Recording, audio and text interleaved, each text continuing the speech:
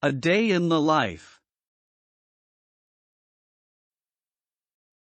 A long time after now, a businesswoman called Madame Jeek invented flying cars, which made her super rich.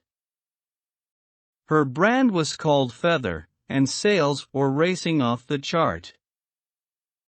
One day, when she flew her car, the battery ran out, and she fell.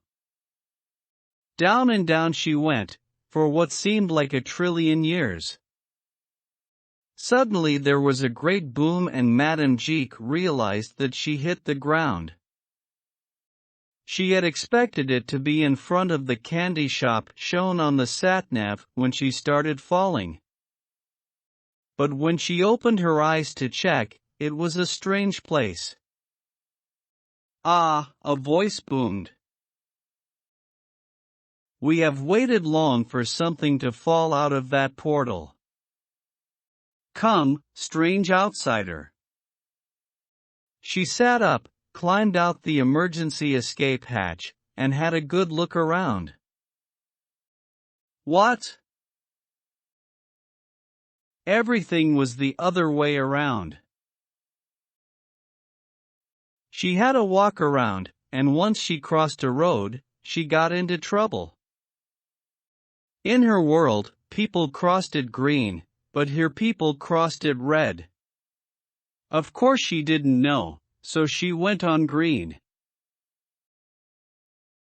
There was a car going by when she crossed, heading straight for her. If it wasn't the driver who was experienced and immediately pressed the brake, the car would have crashed into her straight away. The driver was mad and called the police. The policeman looked at Madame Jeek and asked, "Where are your parents?" "Back at home." "Why?" Madame Jeek answered, feeling confused. "Well, I'll contact your parents and tell them that their kid has nearly crashed into a car," said the policeman. "Kid?" went Madame Jeek. "You're a kid, aren't you?" the policeman said, feeling confused too. "Oh right, shouldn't you be in school, kid?" "No, I don't go to school, do I?" replied Madame Jeek, still feeling confused about being a kid. "Well, we've got to get you into one," the policeman told her. Madame Jeek started to realize that people age backwards in this world, so she was considered a kid. So she was temporarily put into a class in the nearest school, where she listened to the lessons at the back of the classroom. At PE class, the teacher told them to line up in the corridor outside the classroom.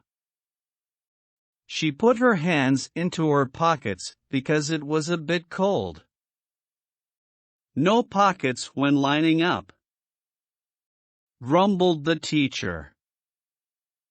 So she had to put her hands out into the cold. Once she got down, the PE teacher howled at them. "Today our target is to jump rope for 200 times. No talking, playing, or cheating. If there are any questions, come and ask me by yourself. If you're fine with it, start now." She was shocked by the number 200, but she could only go according to the PE teacher because she recalled that when she was little, her PE teacher has scolded her for not doing the right thing. From then on she tried ever so hard to follow the PE teacher's instructions. She was exhausted after the PE class, and somehow sat past the final class, not even thinking. Now it was home time. She immediately looked across the direction of where she as first fell into this land, and saw her car there. She thought, if only I could somehow fly that car away. She became very hungry after all the adventure and backwards living, so she decided to buy some food. She arrived at a food stall and picked one of the catchy snacks and took it to the counter. The cashier looked at the snack she picked and said, $20, please. She took out one of her many $20 bills from her purse and gave it to the cashier. The cashier looked at it, again and again, and muttered, "Did you draw this?" Madame Jeek screeched with fury, "It's good old money." "What do you mean drew this?" The cashier took out some strange plastic chips and said, "Are you kidding me? This is money, okay?" Madame Jeek realized that they even use different money here, and all her money in the purse became worthless paper slips. And now her stomach grumbled like thunder. She really needed some food, or, at least some money. "Well, maybe I'll do what those poor people do, beg," she thought. "On the first hand, I'm simply starving, but on the other hand, I'm a celebrity and I'm fancily dressed and everything, and I suddenly start to beg. Would people think I'm crazy?" In the end, she was so hungry that no matter what, she started to beg. She wandered off onto a crowded street and emptied her ultra-luxury handbag to be used as a money container.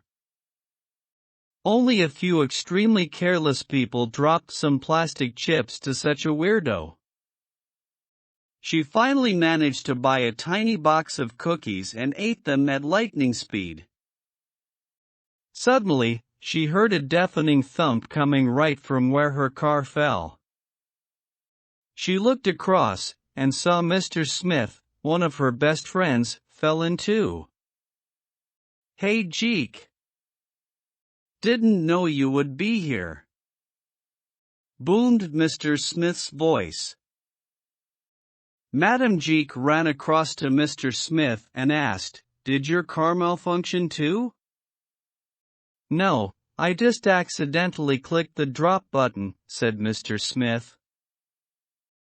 "Mine went out of battery," said Madame Jeek. "Can we take yours back out?" Mr. Smith was more than pleased to take Madame Jeek back out to the normal world, so they took off and flew out of the jet black portal and back home. From now on, Madame Jeek knew how it felt to be poor, and she participated in as many charity organizations as she could to help those in need. She also realized that children were being treated a bit too strict these days, and she contacted a few schools and children organizations and told them to treat children with more love and care. And Madame Jeek lived happily ever after. The end.